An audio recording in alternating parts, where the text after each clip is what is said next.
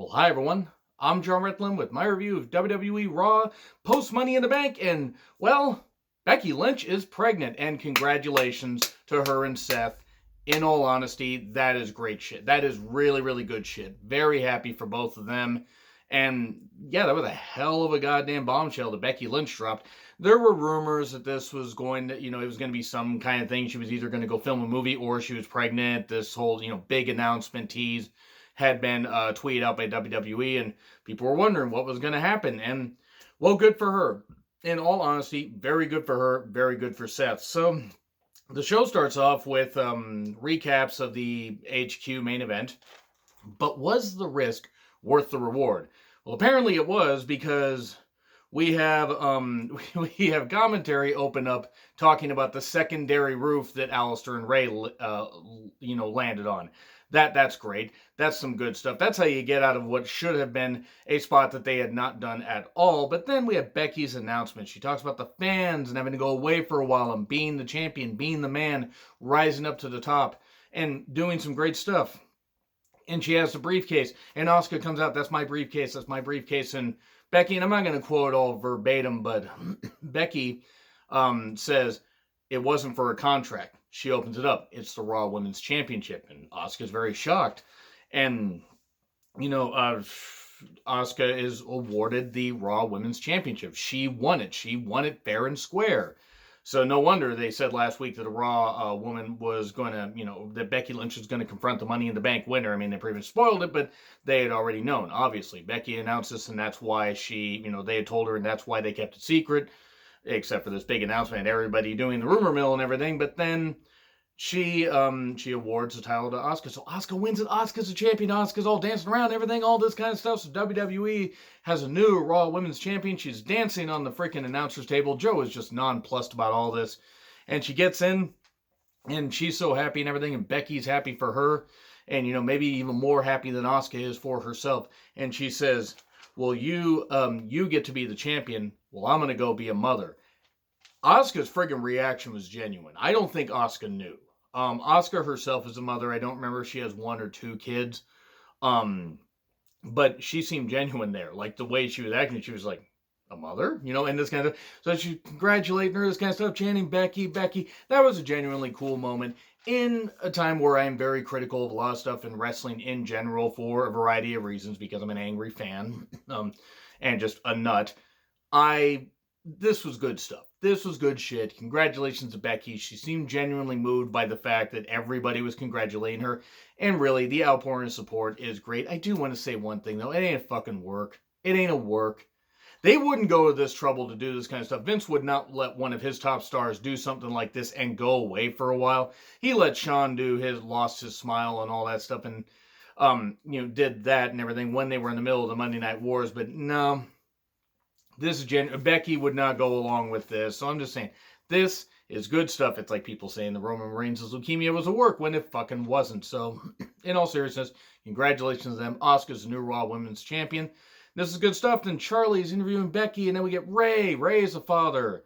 And you get Natty, the Street Profits, Bianca, Ricochet, Kyrie, Truth, and various others and everything. Truth, I think, has like 6 kids. And others are congratulating her, and it's great. However long it is until we see Becky back in the ring, and I think it's probably at least going to be next SummerSlam, because she's going to need time to have the kid, and then, raise, be there for the kid and everything, and then come back sometime after Mania. I mean, obviously, but in all seriousness, congratulations to her, congratulations to Seth. But boy, then this show hit a goddamn wall, because now it's time to get to the review proper, and Lashley versus Humberto Carrillo in a no DQ match, because Lashley got DQ'd in that gauntlet match, and he faces Humberto, Humberto is very talented. He also has the charisma of a wet blanket. He's just not really interesting. They also haven't given him a chance to really be interesting, to be fair. Humberto gets him some shots, but Lashley beats him. It's a no DQ, no countout match, because that way they can do this. And Lashley gets the Master Lock, basically, the full Nelson, as his finisher. So that's his new finisher. Cool. Okay, good. That's a way to establish that. We then have hype for the Viking Raiders and the Street Profits talking about a basketball game, talking about playing basketball. Don't worry, I'll get to this motherfucking bullshit soon. Then Charlie is with Asuka and Kairi. We need a network special of these two. We just need these two just having fun. I don't care. Playing video games, doing whatever, just going absolutely nuts, just doing stuff. It would be great. Fucking great. It would be absolutely goddamn great. By the way, check out Asuka's YouTube channel. It's fucking fantastic. And so we then get an Edge and Orton video package because they're going to face off again. Why? Then Zelina's group is yelling at each other because Andrade is blaming everybody for all the losses they've been suffering. Andrade, a man who has been U.S. champion for a while and has taken a lot of losses himself. We then get Garza versus Tozawa, joined in progress. Zelina's group is there, and Garza saying, I can do this all day as he rides Tozawa from behind. Not judging, just saying that's the reason why There Goes the Pants takes on a whole new meaning. So then he hits the wing clipper for 3. Garza and Theory are facing off, and then Drew comes down, and he's just kind of laughing at them and everything, and then Theory comes at him, and I think Austin Theory's dead. Austin Theory is dead after that Claymore kick. I think he is. I hope he's not, but that looked pretty brutal. And then Claymore kicks Garza. And then we get Drew versus Andrade, and this was given a lot of good time and everything. Champion versus champion. Real champion Drew versus fake champion Andrade, because the U.S. title means jack and shit now. Joe with the most obvious line of the night. Byron, everything goes well until it doesn't. Yes, Joe, that is how things work. The match was a lot of fun. I do, again, like I said in Money in the Bank, I do love when Joe, comments on Drew McIntyre hitting the Glasgow Kid's head, but give us a kiss. That's just really good stuff. Claymore for 3. The match wasn't a squash, but obviously Andrade was going to lose. And then Drew says he comes dressed to fight, and now here's the first part of this little rant here, because now they're doing the brand-to-brand invitation. So it's a new wildcard rule because the ratings are in a toilet, or in the toilet. Actually, they're probably in several toilets at this point, because USA, it's below 2 million, and SmackDown's like at, 2 million, I think, and that's on Fox, when Fox is paying a lot of money, and USA is paying a lot of money for this. So, okay, the wildcard rule, in case you don't remember, they didn't know what the fucking rules were, and then everybody just melded into both shows were Human Centipede together, basically, is the idea. So now they're doing it where select people will come over and face Raw stars, and Raw stars will face SmackDown stars and stuff like that, and this is a terrible idea. Here's why it's a terrible idea. Because it didn't work before, and it's not going to work now. If you have 2 separate networks, if they're on board with this, fine, cool, whatever. But it didn't work before, and it's not going to work now. And if you try to have these varied matches, guess what? I still don't buy this whole brand supremacy thing. Are you going to have NXT stars invade SmackDown and Raw? Because they're considered a third brand. They're on USA. Or is it just Raw and SmackDown? What the fuck's going on? It should have been brand to brand to brand invitation, but whatever. Drew versus Corbin next week. Look, I'm not a fan of Corbin. I understand that there are people that are fans of him, but I don't need to see him on more programming. So we have MVP. That's just my brief thing about the wildcard rule, because, it's just, that's all it is. The brand-to-brand invitation thing is at least a little bit better, but the wildcard rule is a shit name, so you really had only somewhere to go. The only place you could go is up. MVP then tells Lashley, you unleash yourself. That's indecent exposure. I don't know how many times I have to say this. So then, MVP talks about stuff that's weighing Lashley down. And speaking of which, here's Lana. And Lana screams, how dare you? Lana's acting makes Sable's acting seem competent by comparison, and I despise Sable. Sable at least knew when to get the fuck out of wrestling, so why doesn't Lana get out? Oh, wait, she's got a 5-year contract. And I'm not saying I don't want people to get paid. I just don't see why they release so many wrestlers and Lana is the one that they keep. I mean, if she's gonna get in the ring, she's actually gonna do something. She's not gonna keep cutting these bad promos. Then okay, find a use for her. Maybe just pay her to sit at home, because she's not lending anything to TV. She's not. She's fucking terrible. She's fucking rotten. So we then get a moment of bliss because of the brand-to-brand invitation, because I believe they're on SmackDown. Or on damn Raw. The Iconics return. Hooray! The Iconics are back.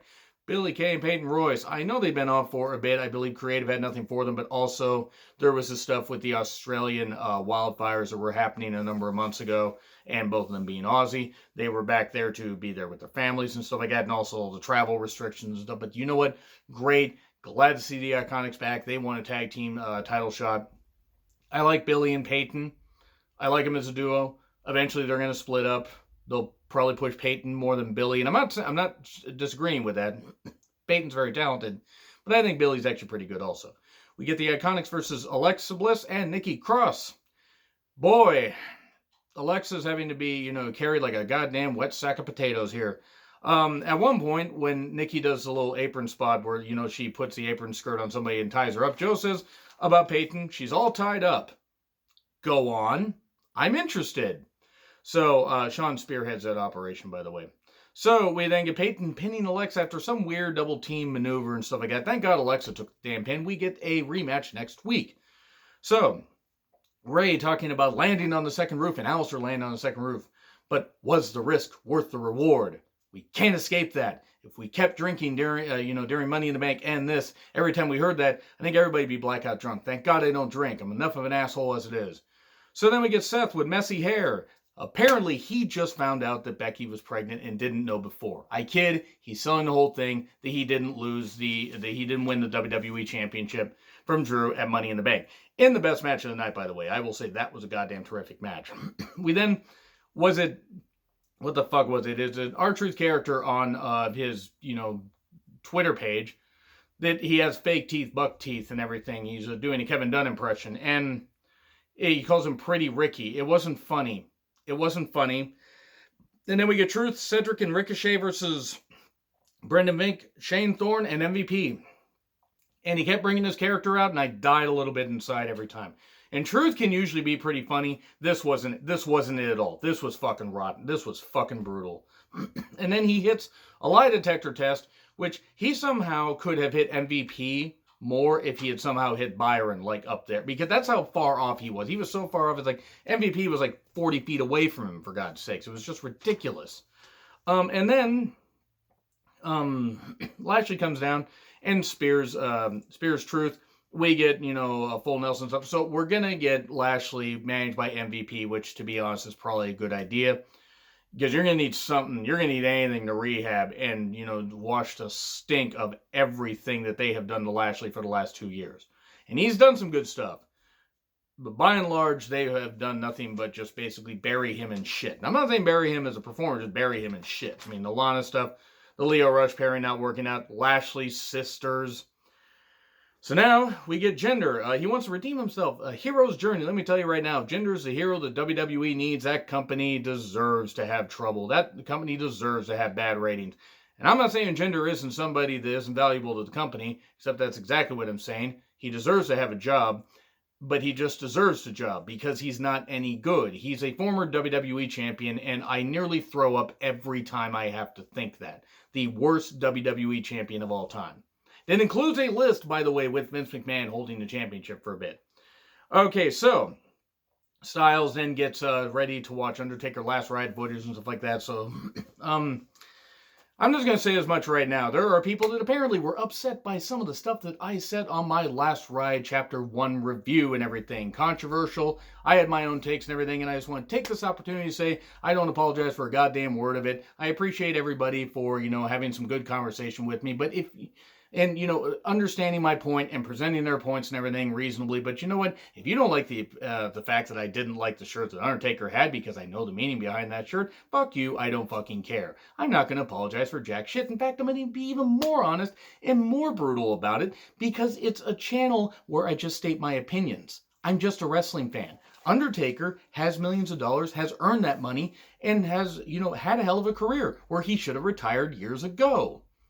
And wearing that shirt, I stand by what I said. So there you go. No apology. I'm never going to goddamn apologize. Check out the review, by the way, if you want to know what I say. And it was a great show, by the way. I just stand by that one opinion. And that Undertaker should have retired years ago. Shayna is talking about, Becky Lynch being the man and throwing it all away to have a miserable parasite. And talking about the kid. There are people that didn't like this. I liked it. And normally I don't like this shit. I'm not the biggest Shayna fan. I mean, I've come around on her with a lot of that sounds really dirty. I've come around a lot, with some of the stuff she's said.